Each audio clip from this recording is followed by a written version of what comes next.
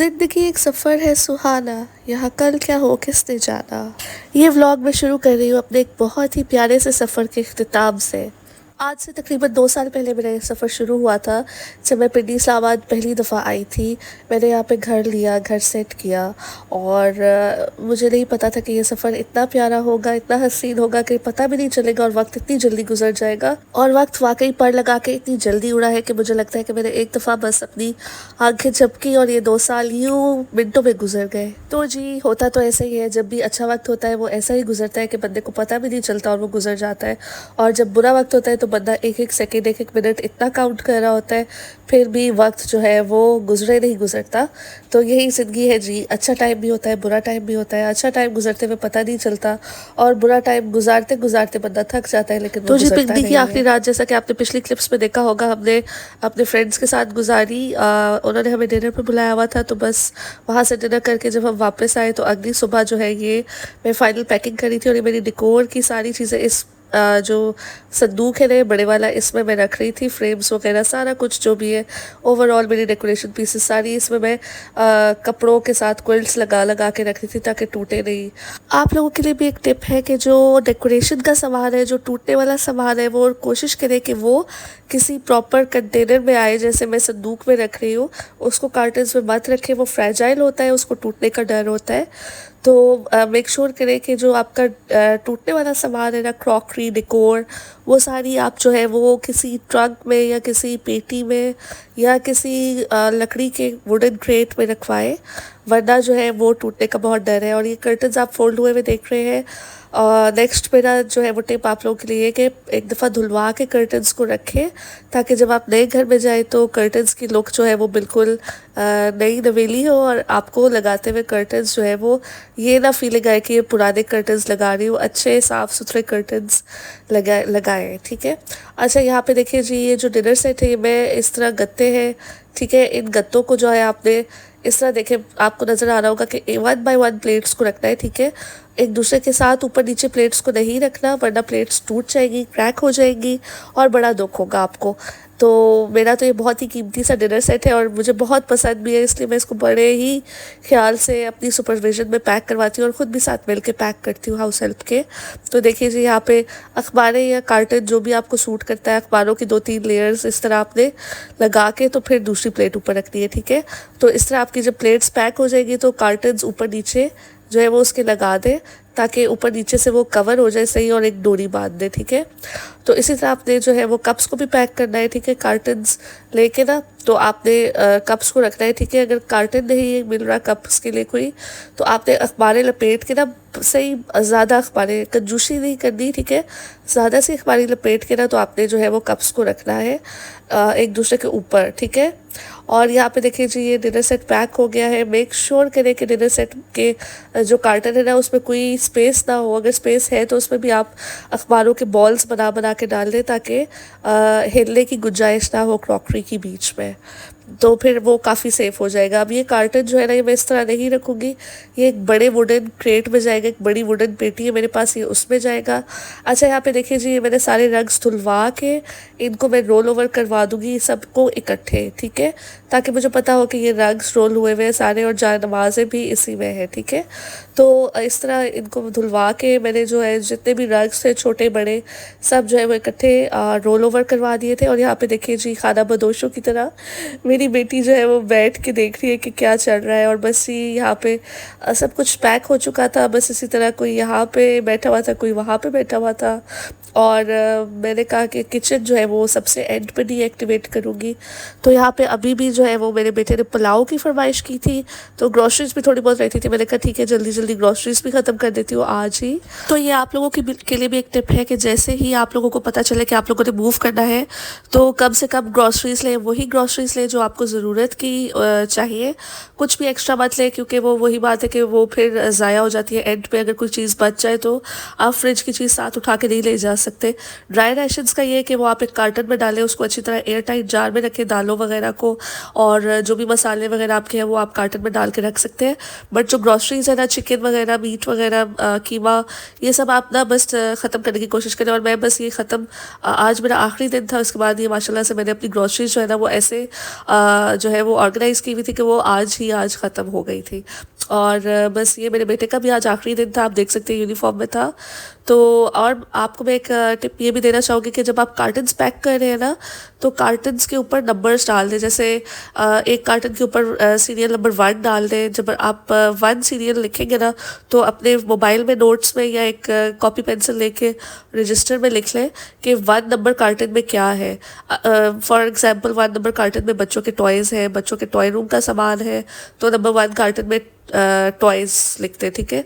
बेशक कार्टन के ऊपर लिख दें, अपने नोट्स में अपने पास लिख लें, ठीक है। 2 नंबर कार्टन में क्रॉकरी है, 3 नंबर कार्टन में जो है वो कपड़े हैं, 4 नंबर कार्टन में बुक्स है, 5 नंबर कार्टन में डिकोर है। इस तरह आप करके ना तो सीरियल नंबर जब लगाएंगे ना तो आपके लिए बहुत आसानी हो जाएगी अनपैक करते हुए। हर कार्टन जब टैग्ड होगा, टैग लगा हुआ होगा कार्टन के ऊपर, या आपके पास नोट्स में लिखा हुआ होगा, तो आपके लिए बहुत आसानी होगी अनपैक करते हुए। अच्छा, उसके बाद जब पैकिंग है ना, जो आपने स्टार्ट करनी है जब, तो आपने एक साइड से शुरू करनी है। ये नहीं कि आपने हर कमरे को पैक करना शुरू कर दिया है, ठीक है। वो आपसे काम होगा भी नहीं कंप्लीट, और हर कमरा आपका बिखर जाएगा और अनऑर्गेनाइज्ड हो जाएगा, और पूरे घर में एक अफरा तफरी जब मच जाएगी तो बहुत मुश्किल हो जाएगा हर काम करना। आपने एक कमरा लेना है, ठीक है। बेशक आप गेस्ट रूम ले लें, किड्स रूम ले लें, डाइनिंग रूम ले लें, जो भी कमरा आपका मोस्ट लेस यूज्ड कमरा है, ठीक है, उस कमरे को आप लें। और उस कमरे में से जो है ना, आप सोचें कि जो भी मैं चीज़ पैक कर रही हूँ कार्टन बना बना के मुझे इस कमरे में रखने हैं, तो उससे आपका घर एंड टाइम तक बिल्कुल ऑर्गेनाइज्ड रहेगा। और आपको जो है ना वो एक पैकिंग वाली जो बेचैनी लगती है ना, और जो पैकिंग वाला एक अनटाइडी सा घर हो जाता है, वो आपको एंड तक फीलिंग नहीं आएगी। ये एक बहुत ही प्रो टिप है। अच्छा, मैंने ना जो कारपेटिंग के नीचे डालते हैं ना फोमिक शीट, वो ली हुई है। और जो भी मेरे टेबल्स वगैरह जो नाजुक हैं थोड़े, और जिनका मुझे डर है कि इन पर स्क्रैचेस ना पड़ जाए, या जो मेरे ज़्यादा कीमती किस्म की वुडन आइटम्स हैं, उनके ऊपर मैं वो चढ़वा देती हूँ फोमिक शीट। वो थिक भी होती है और वो अच्छी भी रहती है पैकिंग के लिए। तो बस यहाँ पे आप देख सकते हैं कि आखिरी हमारा खाना चल रहा है। इसको आप अर्ली डिनर कह लें या लेट लंच कह लें, ये बस हमारा इस घर में आखिरी खाना था। सब कुछ पैक हो चुका था, सब कुछ नीचे जा चुका था, सिर्फ ये कारपेटिंग रह गई थी और मैट्रेस रह गया था। और बस अलविदा इस घर को कहने का टाइम आ गया था, और मैं बहुत इमोशनल हो रही थी इस टाइम पे। और मेरे हस्बैंड जो है वो मुझे कंसोल कर रहे थे कि इंशाल्लाह आगे जो है वो इससे बेहतर ही होगा। तो बस इसी उम्मीद के साथ मैं भी जो है वो बस यहाँ से जाने की तैयारी में बिल्कुल रेडी थी। और बस मेरे हस्बैंड ने मुझे बातों में लगाया हुआ था ताकि मैं जो है वो ज़्यादा इस चीज़ को फील ना करूँ कि मैं इस घर को छोड़ के जा रही हूँ। क्योंकि मैं जो है ना वो जिस घर को भी जब भी छोड़ती हुए जाती हूँ तो मुझे बहुत मैं इमोशनल हो जाती हूँ और बहुत बहुत रोती हूँ। अच्छा, एक और पैकिंग टिप आप लोगों के लिए ये है कि अपने घर को ना डीक्लटर कर दें, ठीक है। जो चीज़ें आपने लेके जानी है साथ नेक्स्ट घर में, उनको अलग कर दें। और जो पुरानी चीज़ें, पुराने कपड़े, जूते, पुराना फर्नीचर, पुराना जो है वो कोई भी सामान आपका जो आपको लगता है कि घर में अब ज़रूरत नहीं है या जो इस्तेमाल नहीं हो रहा, वो आप किसी को दे दें, ठीक है। आपने अगर कोई चीज़ सेल आउट करनी है तो उसको वक्त से पहले सेल आउट कर दें। जब आपको पता चल जाए कि आपने मूव आउट करना है घर से, तो उसको टाइमली सेल आउट करें, ताकि वो आपको जब आप उसको सेल करें तो आप उसको अपनी मर्ज़ी की प्राइस का भी सेल कर सकें, आपके पास टाइम हो इतना कि आप रिक्वायर्ड कस्टमर जो है वो ढूंढ सकें। और दूसरा ये कि आपका घर भी जो है वो क्लियर हो जाएगा। जब आप नेक्स्ट घर में जाएंगे तो कुछ भी ऐसा स्टोर में नहीं होना चाहिए जो आपकी ज़रूरत का ना हो। कोई भी ऐसे कपड़े नहीं होने चाहिए जिनसे आपकी अलमारियों में गंद पड़े। कोई भी ऐसी चीज़ नहीं होनी चाहिए जो मैस क्रिएट करे आपके नेक्स्ट घर में। तो जो भी चीज़ है ना आपकी जो आपको देने वाली है वो आप दे के जाए, ताकि अगले घर में जाके आप जो है वो एक क्लटर फ्री घर में जाके तो रह सके। अच्छा जी, मगरिब के टाइम हमारा जो है वो कंटेनर आ चुका था और लोडिंग हमने उसमें करवा दी।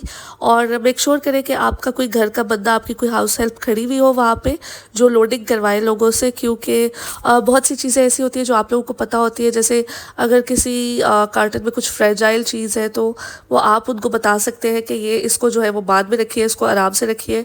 वरना तो आपको पता है कि जिसको नहीं पता होगा कि इसमें फ्रेजाइल चीज़ है, वो उठा उठा के कार्टन मारेंगे और आपकी चीज़ें टूटने का डर होगा। तो आपका वहाँ होना ज़रूरी है लोडिंग के टाइम पे। अच्छा, यहाँ फिर हम लोडिंग करवा के जो है ना वो अपनी, मैंने कहा आखिरी दफ़ा तहज़ीब भी खा लेते, क्योंकि मेरा बेटा जो है ना वो पिज़्ज़ा खाने का उसका बहुत दिल कर रहा था। तो मैंने बस यहाँ से पिज़्ज़ा वगैरह लिया, कुछ कुछ मीठा लिया और थोड़ा बहुत सैलेड लिया। और मैंने कहा ये चलो कल ट्रैवलिंग के दौरान जब हम मुल्तान जा रहे होंगे तब भी हम ये चलो रास्ते में खाते जाएंगे स्नैक्स वगैरह। तो मैंने उस हिसाब से फिर थोड़ा ज़्यादा ही ले लिया था तहज़ीब। और हाँ, एक बात तो मैं कंटेनर की बताना ही भूल गई, वो ये कि कंटेनर जो है ना वो हमारे से बहुत बड़ी गलती ये हुई कि हमने पहले जो कंटेनर मंगवाया वो 40 फीट का था और हमारा जो है ना वो ज़्यादातर सामान हमने सेल आउट कर दिया था। तो हमारा कंटेनर का टोटल सामान जो है वो 20 फीट के कंटेनर में आना था। तो जो है वो कंटेनर भी बेचारा वहाँ से यहाँ तक आया और उसका जो है वो वही बात है कि 40 फीट का डबल साइज़ का कंटेनर हमने जो है वो मंगवा लिया था। तो इसलिए फिर हमने फिर वो वापस करवा के भिजवा के जो है वो 20 फीट का मंगवाया। और यहाँ मैं अम्मी के घर आ चुकी थी। रात हमने यहाँ स्टे करके सुबह मुल्तान के लिए निकलना था। मेरा भाई जो है वो आइसक्रीम वगैरह लेके आया और बस हमने यहाँ डिनर वगैरह किया। और ये अगले दिन की सुबह है। रात को मेरे बेटे ने और हस्बैंड ने खूब पिज़्ज़ा पार्टी की और ये टोटल पिज़्ज़ा जो है वो सुबह 7 लेके जाने के लिए बचा। तो मैंने कहा चलो यही मैं पैक कर लेती हूँ, आगे जो है वो कहीं पर स्टॉप वगैरह करके रिफ्रेशमेंट्स वगैरह लेते रहेंगे। तो बस ये मैं पैक करी थी 7 चीज़ें, पिज़्ज़ा वगैरह सारा जो है, पानी वगैरह साथ रखना था। तो बस ये मैं पैकिंग करी थी और मेरे हस्बैंड और बच्चे जो है वो तैयार थे। और बस हमने सुबह सुबह हम 10 o'clock के करीब जो है वो हम निकल गए थे पिंडी से, क्योंकि हमने जो है वो तकरीबन 6 से 7 आवर्स की ड्राइव है। तो हमने कहा कि हम मगरिब के टाइम तक इंशाल्लाह वहाँ पहुँच जाए। अच्छा, यहाँ पे जो है ये कलर कहार का जो है वो व्यू है। तकरीबन हम कलर कहार के पास थे और ये देखिए जी बादल कितने नीचे आए हुए हैं। और यहाँ पे सीनिक ब्यूटी तो इस्लामाबाद की जो है वो एंड है ना, मतलब लैंडस्केपिंग जो है ना वो अल्लाह ताला ने बहुत सोच समझ के बहुत प्यार से की है इस एरिया की। यही बहुत प्यारी पिंडी इस्लामाबाद का जो पूरा लैंडस्केप है ना बहुत प्यारा है। और मैं इसको बहुत मिस करूँगी। आगे कराची जाके तो जी बीच वगैरह अवेलेबल होगी, बट पहाड़ और ये जो बादल है ना इनको मैं बहुत मिस करूँगी। और यहाँ का मौसम भी बहुत अच्छा था। पिंडी इस्लामाबाद में तो हर दूसरे दिन बारिश हो जाती थी। इस चीज़ को भी मैं बहुत मिस करूँगी। तो देखिए जी बादल वाकई बहुत प्यारे लग रहे थे। मैंने कहा आप लोगों के साथ भी शेयर करूं। और यहाँ पे हम आके तो फिर हमने स्टॉप कर लिया था कुछ खाने पीने के लिए। तो बस यहाँ पे चाय वगैरह हमने ली थी और इस तरह जो है वो कुछ रिफ़्रेशमेंट्स वगैरह हमने ली थी बच्चों के लिए। और फिर हम यहाँ से फिर बस आधा घंटा हम रुके होंगे और फिर हम दोबारा से चल पड़े थे। और जी बस यहाँ मेरा बेटा जो है ना वो पिज़्ज़ा खाने की ज़िद कर रहा था। तो मैं बस उसको यही समझा रही थी कि अभी पूरा पिज़्ज़ा नहीं खाना, थोड़े से स्लाइसेस छोड़ देना। और ये कुछ चिकन पीसेस और पिज़्ज़ा स्लाइस था। तो मैंने कहा कि चलो जी थोड़ा थोड़ा करके बिस्मिल्लाह करके खाना शुरू करते हैं। और बस यहाँ पे बच्चे जो है वो खाने पे टूट पड़े थे, टी ब्रेक करने लग पड़े थे। और मैं भी उनके साथ जो है वो थोड़ा थोड़ा करके, तो मैंने कहा चलो मैं भी साथ साथ खा लेती हूँ। मेरे हस्बैंड ने चाय ली थी और साथ उन्होंने बस कुछ एक पिज़्ज़ा का स्लाइस लिया था। और बस यहाँ पे जो है वो इस तरह हमने दोबारा से जो है वो अपना सफ़र शुरू किया।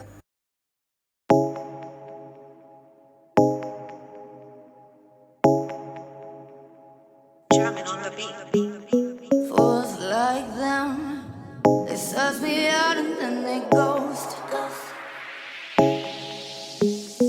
Girls like me are like a magnet to a knot.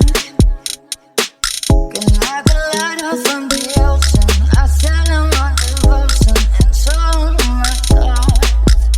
और फाइनली जी फिनरगन ने जो है ना वो मेरी बेटी पे 3-4 घंटे बाद असर किया थोड़ा, और वो माशाल्लाह से सो गई थी। और यहाँ मुल्तान के पास पहुँचने ही वाले थे। तकरीबन 1.5-2 घंटे का रास्ता रह गया था। मैं यहाँ पे आप लोगों के लिए टिप ये है कि अगर बच्चे बहुत तंग करते हैं तो उनको एक छोटी चम्मच जो है ना वो फिनरगन की अगर आप दे देंगे तो आपका जो है ना वो सफ़र थोड़ा सा बेहतर गुजरेगा। वरना बच्चे बहुत तंग करते हैं।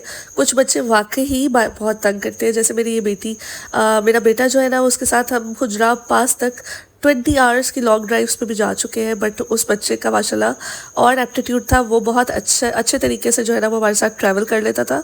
बट जो मेरी बेटी है उसके साथ मैं ट्रैवल करने का सोच भी नहीं सकती इतना लंबा, क्योंकि वो वाकई बहुत तंग करती है। तो ऐसे बच्चों के लिए ना आप जो है वो फिनरगन रखें और उनको थोड़ी सी पिला दें। वो आपका सफ़र भी अच्छा रहेगा और बच्चे भी जो है ना वो सुकून से सो जाएंगे।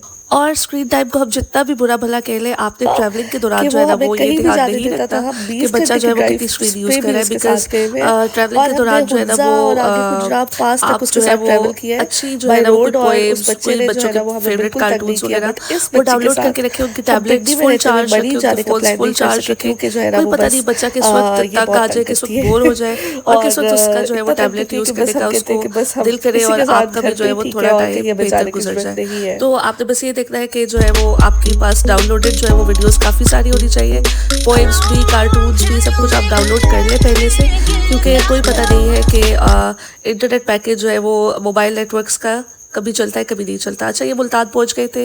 ये जो बिल्डिंग है बड़ी सी, ये पीसी है और पीसी कंस्ट्रक्ट हो रहा है, मैंने कहा आपको भी दिखाऊं। और ये पीसी सोसाइटी है, उसके साथ ही पर्ल कॉन्टिनेंटल हाउसिंग सोसाइटी है। तो ये बस हम अपने लॉज के घर में पहुंचने ही वाली थी, तकरीबन 5 to 10 मिनट्स का जो है वो रह गया था रास्ता। और जी, अगर आप लोग अभी तक मेरा व्लॉग देख रहे हैं तो प्लीज़ लाइक, सब्सक्राइब, शेयर ज़रूर कीजिए। मेरे चैनल को सब्सक्राइब कीजिए, मुझे कमेंट्स में बताइए कि आपने मेरे चैनल को सब्सक्राइब कर लिया है।